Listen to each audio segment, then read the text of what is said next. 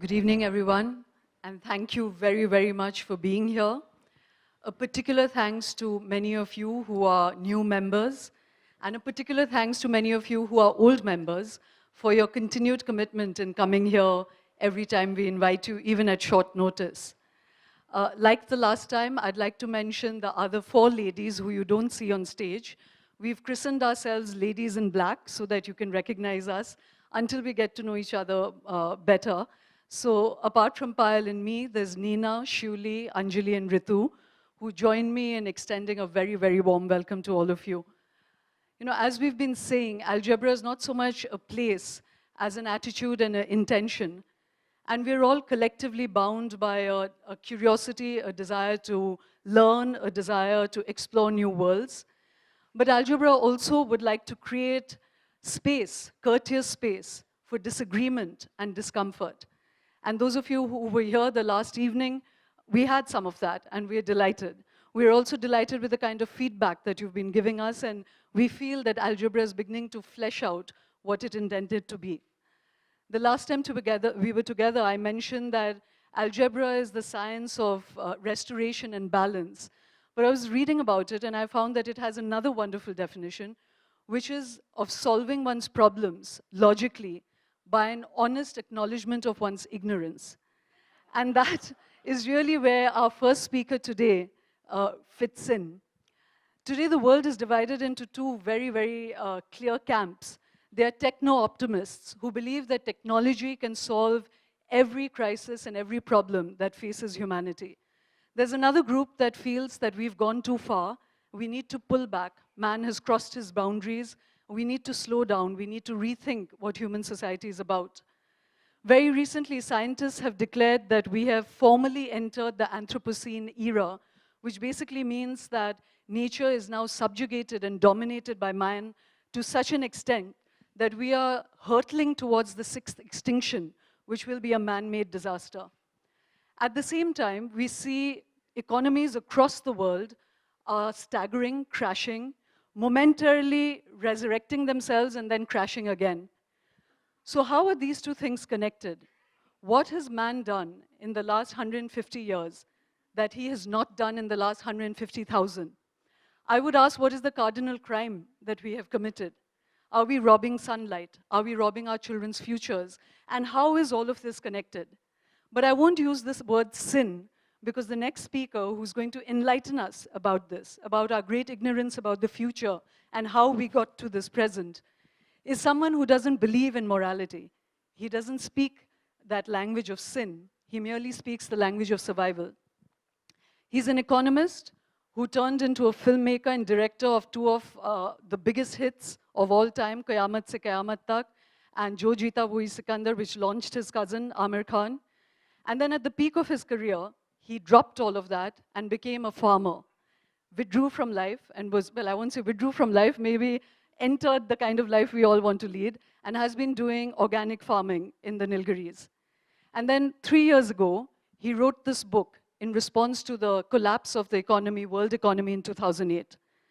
So he's here to explain how all of this is connected: robbing sunlight, climate change, Anthropocene era, and the economies that are crashing around the world. Ladies and gentlemen, please welcome Mansoor Khan. Thanks, Shoma.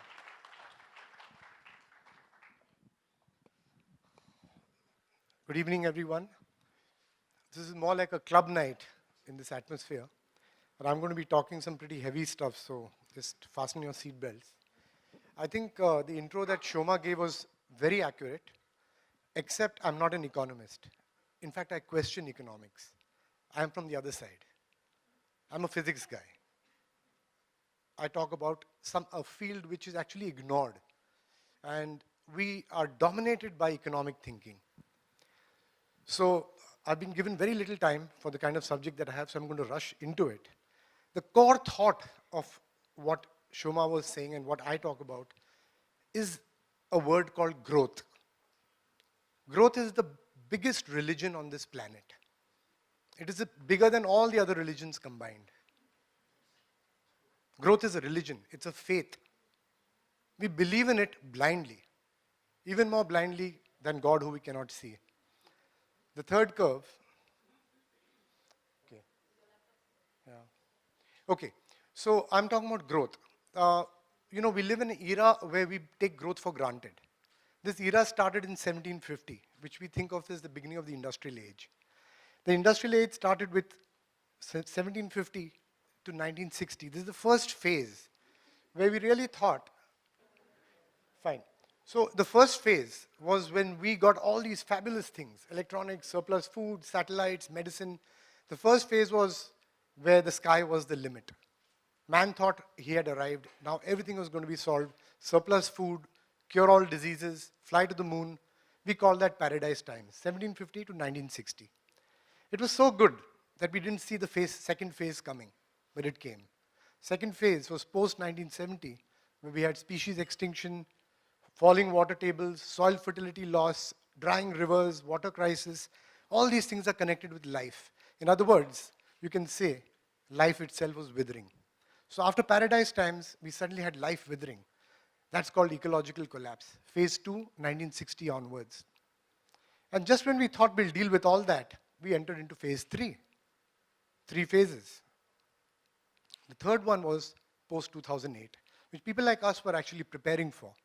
Post-2008, we had failing banks, devalued currencies, financial instruments, you must have heard of them, derivatives, hedge funds, mortgages, imaginary stuff, inequity, injustice, food prices going up, debt crisis, industrial slowdown, financial bubbles, banks going upside down. So life was withering, now money itself was withering. This is the economic collapse. Paradise times, ecological collapse, economic collapse. Why? If we thought that we were so in control of things, what is the connection between all these wonderful things that we consider wonderful and all these things which are actually killing life and all these things which are actually killing our money? What is the connection? The point I'm trying to make is the connection is growth. Growth is the reason why these 3 things are happening. Growth is the core reason. This is what I'm going to convince you about. 2 questions. Is perpetual growth possible? How many of you think so? But we do believe in it. We do believe that our economy should keep growing, our services, our GDP, our banks, our money, our investments, our services, our industries. Second, is perpetual growth desirable? Is it good when something keeps growing and growing and growing? Is it good?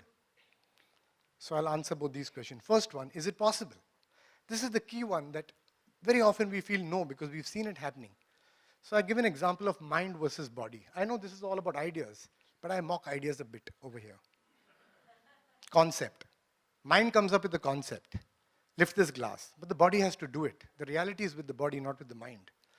The body can do it. It's small. Then the mind says, lift something heavier. The body can do it again. The mind says, lift something heavier, heavier, heavier, heavier. Till you say, how about lifting this up? Obviously, the body cannot. Very simple. Concepts are easy to come up with. Mind can come up with anything, but the body has to do it. This is the difference between our conceptual approach to reality and the reality approach. If you notice, the left is red, the right is green. Left is mind, right is body. Left is concept, right is reality. But minds have no limits, but bodies have limits. Now, I'm going to jump this. I normally give an example of a coach and a runner. And the coach says, this is all you need to do. And he gives a simple rule to the runner to run 7% faster every week. And he says, if you just do this for 72 weeks, you'll run at the speed of sound. Try it.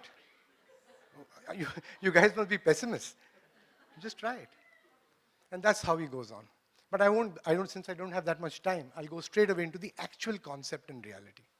The actual concept is money. Money is a concept. Money is not real. Money is not value. You never eat money. I've never seen anybody eating a 10 rupee note. Money is a concept that maps value. And the value or the resource is the body. So money versus resources, the mind of the financial system versus the body of the earth. When we are pitting these two together, let's see who wins. How do we make the laws for money? We say money is value. Here's 10 rupees, here's bread.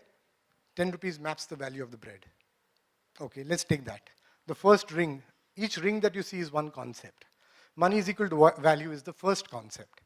But very soon we say this money cannot remain stationary. If I keep 10 lakhs under my pillow, it's no use. It should earn interest. So we create the concept of interest, which means I lend the money and I get X% interest on it. But for me to get the interest, the person who I lend it to has to make something real. If I lend it to Sanjeev, Sanjeev makes cakes. He has to make more cakes, which means he needs more flour, sugar, labor, electricity, land, etc. But he takes it from me and he gives me. So the moment I lend it, the moment I create the second concept, interest, your money starts growing. Before that, that money was sitting under my table, it was 10 lakhs, year after year.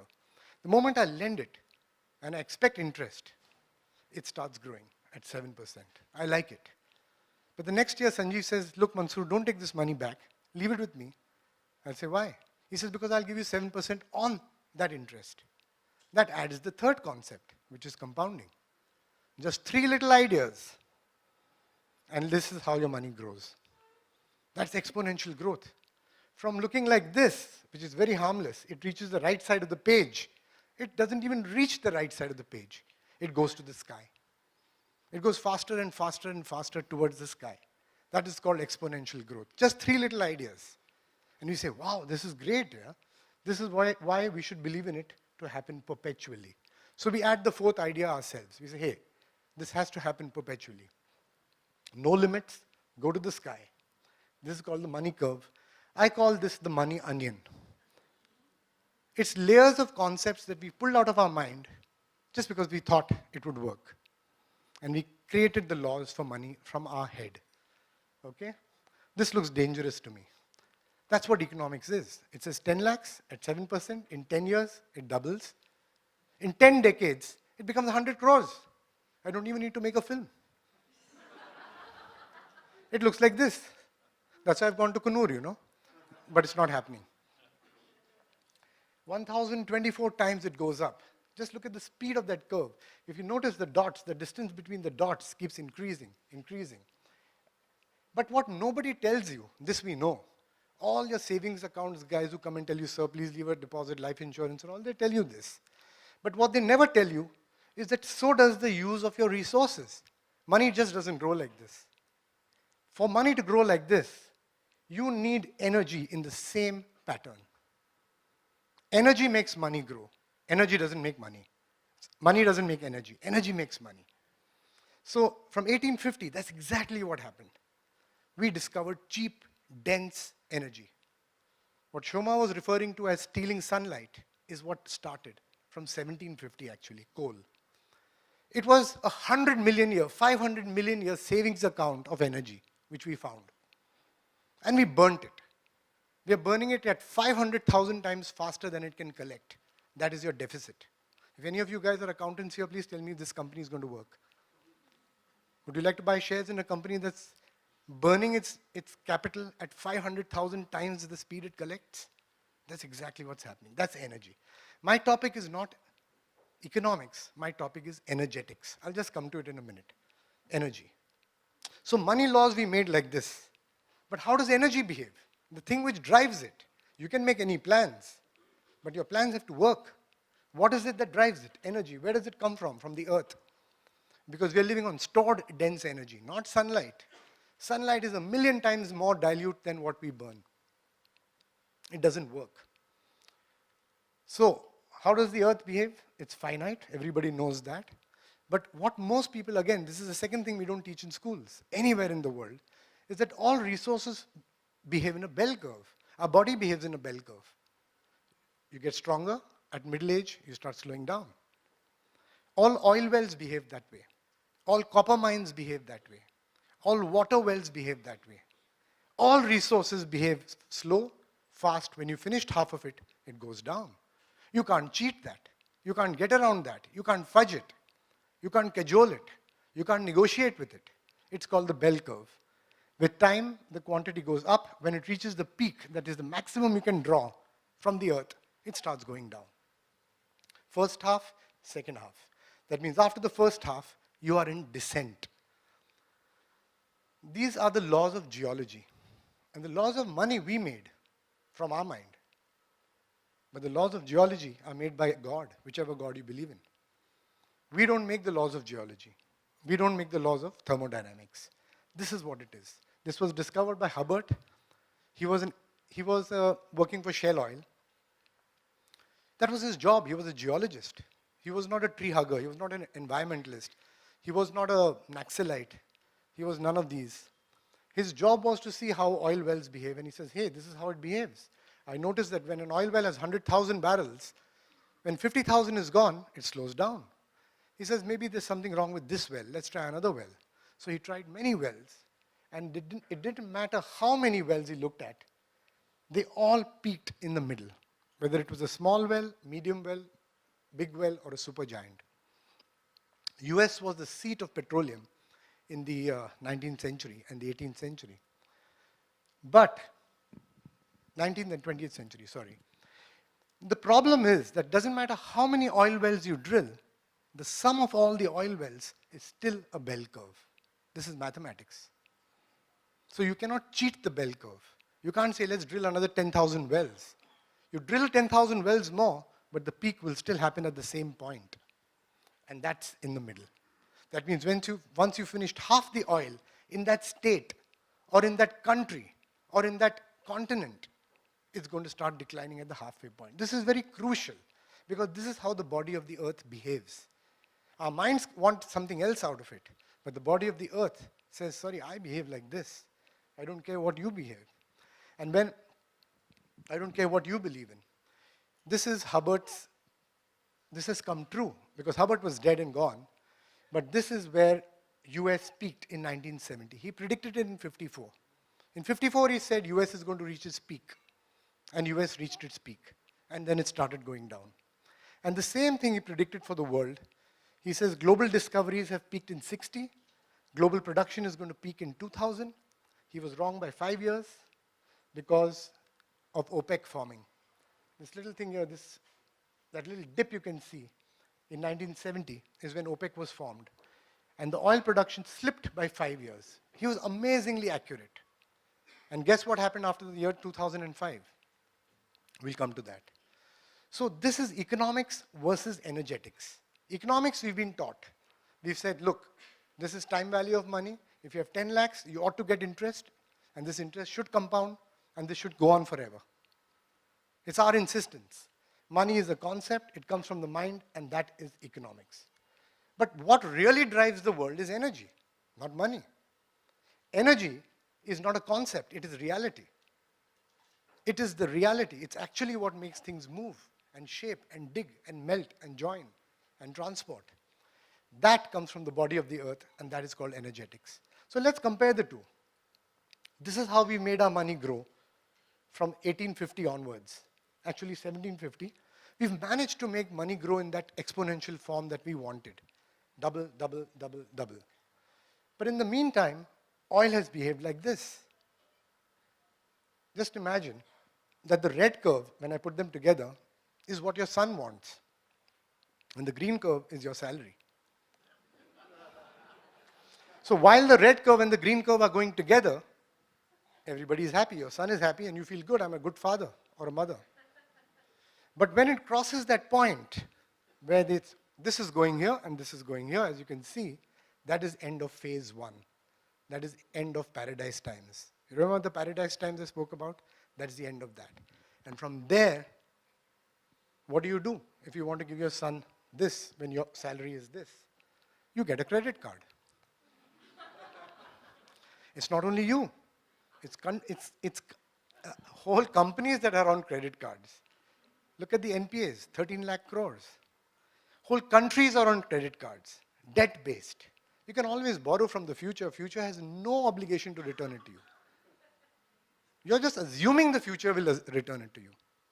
That's it's full of hubris. It's arrogance. So phase one, they went together.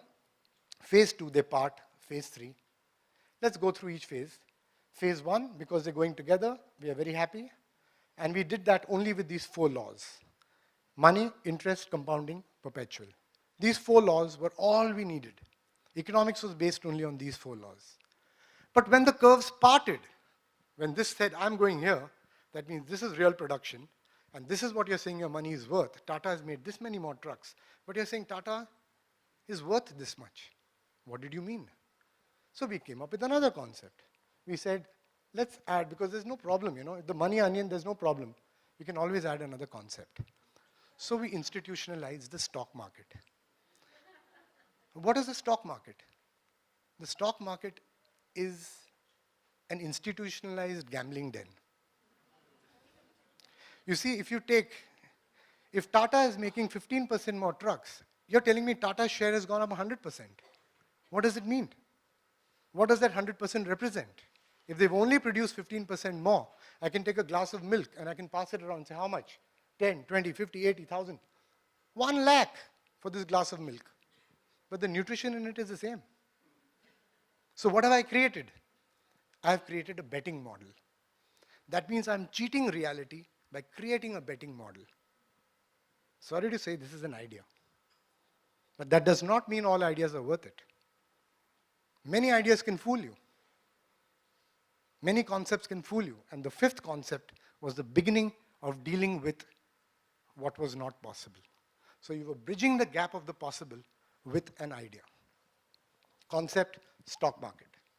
The differential was met by that. So I'm looking at Tata's share price, not at Tata's productivity. But then, after some time, banks were forced, because banks normally lend 10% and they hold 90% back. But then the banks found that by lending only 10%, they couldn't pay the interest to their holders. So they were forced to lend 20% and hold 80%. But that was not enough after some time. Then they were lending 30, holding 70, 40, 60, 50, 50, 60, 40. Do you know something? Today banks have lent more than they have. If all of you go to your bank and ask for your money, they won't have it. It's already gone out, which is why it's so risky. So lending is the only way in which you can make money appear to grow. And so we had to bring in another idea called fractional reserve banking. See, we celebrated this. Hey, this is a great new idea. It's called fractional reserve banking. What does it mean? It means your money is not in the bank. That's what it actually means. When, after some time, despite fractional reserve banking, there was only so much money in the system, because you were printing money based on gold. So much gold, so many dollars. But now you've reached the ceiling. You have only this much gold. You can't print any more dollars. So what do? Remove the ceiling. Remove the gold standard. Let money become fiat. Let it float. You can print as much as you want. And you remove the ceiling and the rain comes in. Now, have you noticed one thing? While we were managing to keep the growth going up by these mental concepts, okay, the difference between the green curve and the red curve, we were able to keep the left vector growth going. The right vector, if you can read it, was also slowly creeping in. And what is that? Risk. Risk is what is happening as you're becoming more and more symbolic, more and more virtual, more and more speculative, more and more imaginary, more and more mathematical. That was all mathematics. That is not real. So risk was building up on the right side. After some time, my friend Sanjeev, you remember the guy who made cakes? Now he needs 1,000 crores. But he's got only 50 crores to put as collateral. So the bank says, don't worry, you put 50, we'll give you leveraging of 20:1. That means he's borrowing 1,000 crores, 20 times more than the security he's putting down. So we came up with another concept called leveraging. But leveraging is dangerous. What if Sanjeev is not able to pay that money back? Then what should we do? Here comes another idea. They said, let Sanjeev take an option on it. Now what does option mean? Option means he says, if I default, I'll pay you a certain amount of money. That's the premium. That's it. Don't ask me for 1,000 crores. Something in between. Something between 50 and 1,000. Okay? So we came up with leveraging. Yes, sorry, that's what it was. And then we came up with the idea of options. Now can anybody tell me that if Sanjeev defaults, how much should he pay? He put down 50, he picked up 1,000. What should be the premium? What should be that options pricing? Very simple answer. It looks like this. And this is not easy, huh? When you do this, you get the Nobel Prize. And the guys who got this Nobel Prize, they used their same formula and lost $4.6 billion.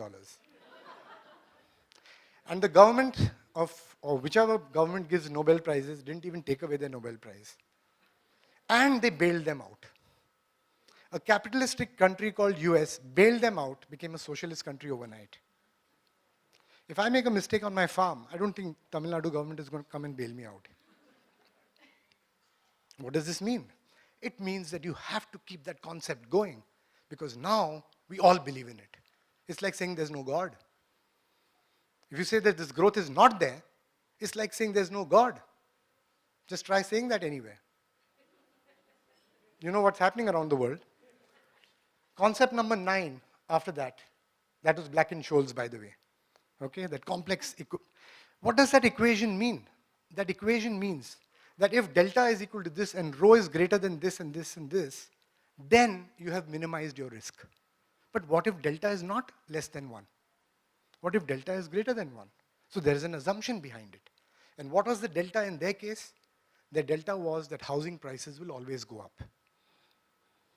So the subprime mortgage crisis was based on the premise that housing prices will always go up. How can you lose? So you're creating a betting, virtual, symbolic, mathematical model and giving Nobel Prizes on it. And this is where we were. And then, not to get too technical, but there was a Glass-Steagall Act, which was to prevent banks from lending, taking depositors' money and playing with it, which is what had caused the 1929 crash.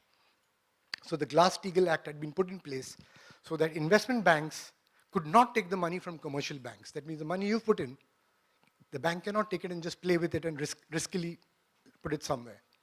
But because the curve had reached such a point that the bankers were pushing the US government and saying, we cannot do anything. We have to make growth happen. You're tying our hands down.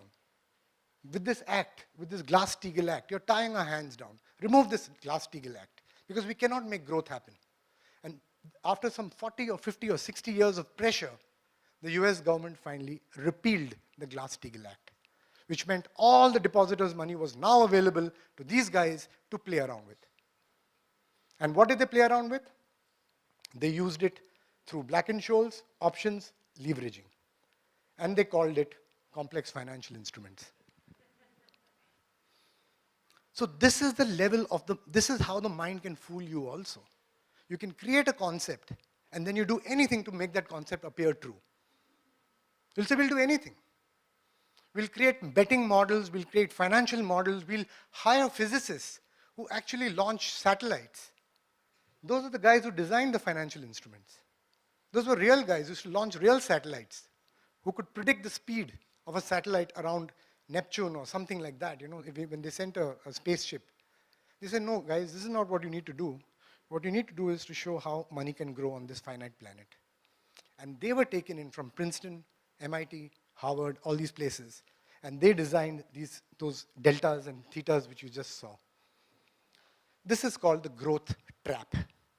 When it's not happening, we make it happen in symbolic, imaginary ways and pretend that it is really happening. Just imagine, that blue arrow there, that's the next leap. Each time you need to go higher and higher, you come up with a new concept, and each concept has to be bigger than the earlier concept. Can you see the distance? Now the next concept has to go out of this roof, and the next one has to go, maybe in about another 6 we'll go out of our atmosphere. Unbelievable growth, crazy risk. March 2008, people like us were preparing for it. There was an explosion. Because we were living in La La Land. We were imagining that growth can keep happening. But what happened was we reached the top of the reality curve. The top of the reality curve is what defines how much growth is possible. That is the green curve. That's the body curve. That's the energy curve. That is the resource curve. When we reached the top of that, all these bets started evaporating. Nobody knew what to do with them. $50 trillion got wiped out in 6 to 8 months. Just 6 months before that, people are saying, hey, we have $50 trillion up. And after that, they're saying, hey, we have $50 trillion down. So you can imagine what that means. 1750 started this concept of growth. Before that, this never existed. There was nobody deluded enough on this whole planet that believed that perpetual growth is possible. But 1750 started it because we discovered coal in 1750. That is the difference between energy and money. Energetics and economics. Body and mind. Concepts and reality. We are in shrinkage actually now. What you're noticing happening is that we are sliding down the other side of the resource curve. When people are saying, hey, growth is not happening, China is slowing down, Europe is slowing down, America is $19 trillion in debt, Japan is in negative interest rates, India has got 13 lakh crores of NPAs, India is supposed to be 7% growth rate, and you have 13 lakh crores worth of NPAs, how is that possible? And if it hadn't been for Raghuram Rajan, it wouldn't even have come out until it would have been too late. But everybody is thinking that this is some kind of fudging that's happening. This is some kind of thing. Of course it's not. You have reached the limit of reality. And that is what is actually happening. It's not that there's some bad guy out there who's doing it. Two questions again. Is perpetual growth possible? I just proved it to you it's not. If you're not convinced, you'll have to think about it. Second is it desirable? Is perpetual growth desirable? Here's a patient lying in ICU. These are all his life signs. His heartbeat going up to the sky. His blood pressure going up to the sky. His cholesterol level going up to the sky. All his life signs are going up. His body temperature going up to the sky. What would you say is happening to this patient? He's dying. Now this is not a patient. This is the earth. These are life signs. This is not all this stuff, but it is Mother Earth. These are Mother Earth's signs. The green one is species extinction. Exponential. Species are not supposed to get extinct exponentially. Loss of tropical rainforests. Exponential. I have not made up these figures. But nobody shows you these figures. We talk about it in abstraction.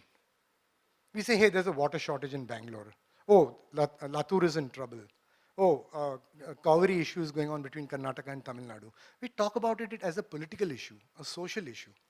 We never talk about it as a macro planned issue, which we planned it.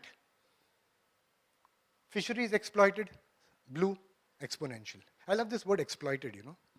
It's a good word in our world today. You say, let's exploit the middle class. We haven't exploited China's markets. Let's exploit the income age of 16 to 18. Would you ever use the word exploit? For instance, would you ever tell your wife, darling, let's exploit the kids tonight? How about exploiting Auntie Jessie? We haven't done it for a while. See how easily we have even hijacked words in our business lingo. Because we are in the faith and religion of growth. In that domain, in that context, everything is okay. Telling lies for advertising is okay. Like Akshay Kumar jumps off from a plane, falls 40,000 feet without a parachute, lands on a beautiful girl's lap and drinks thumbs up. Don't try it. Or an ordinary looking guy like me walks into a lift, sprays something under his arms, when he comes out, 300 beautiful girls jump on him. That's lies. We call it advertising. So we have managed to hijack all spiritual values, apart from ecological values, capital values, community values, social values, and spiritual values. And all these five have to be burnt at the altar of growth to keep growth going. It's perfectly okay to tell these lies. It's perfectly okay. Then don't be surprised that you have so much unrest in the world. Don't be surprised that there's more wars happening now than there ever were before. Don't be surprised that 30% of the species are gone. Oops. Water usage exponential, CO2 exponential, ozone depletion exponential. This is not supposed to be exponential. But the big question is, why is it exponential? There's one curve there that is the cause. Can anybody tell me what that cause is? It is GDP of the world. It's because we don't stop procreating. That I will answer. Stop procreating, we keep on producing more children. We have to have growth to feed the growth in population. The rest of it is nonsense. Okay. I have an answer to that in my book. You'll have to buy that. You'll have to buy that. Population is a byproduct of surplus food. When we found cheap energy, we created industrial agriculture. You try it at your house, throw more sugar out every night, there'll be more ants. This is an ecological fact. So population follows availability of food. Availability of food follows cheap energy. It is cheap energy. Earlier, food used to grow with sunlight. It was balanced.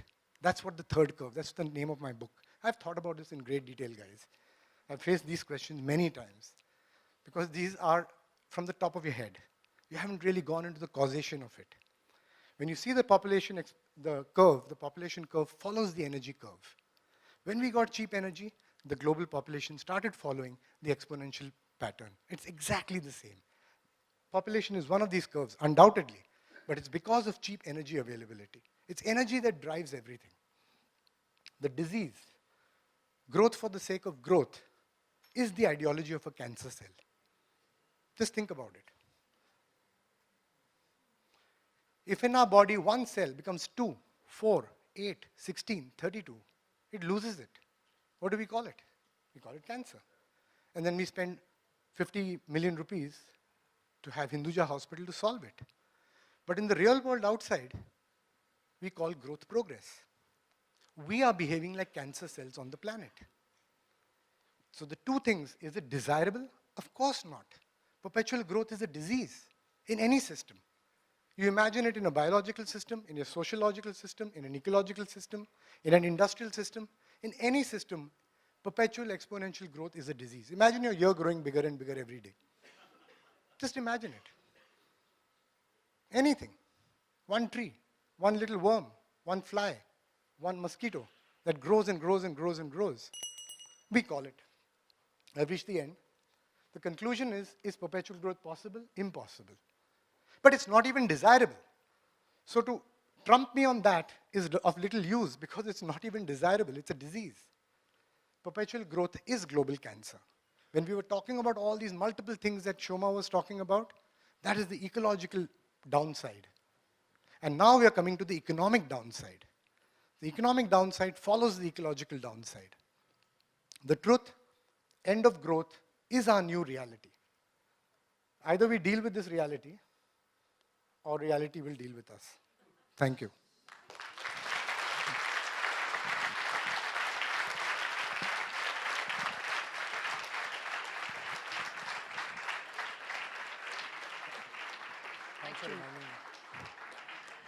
Thank you, Mansoor.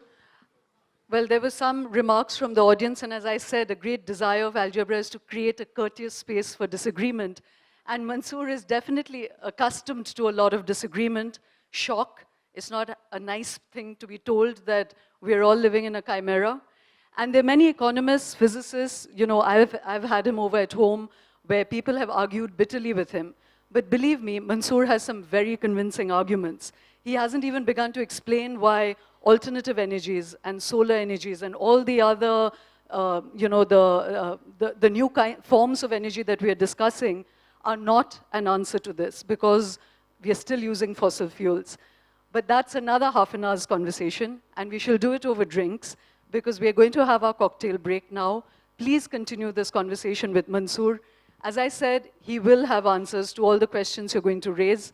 And then in 20 minutes, let's meet again to meet two other people who challenge the status quo. Thank you, ladies and gentlemen. Thank you.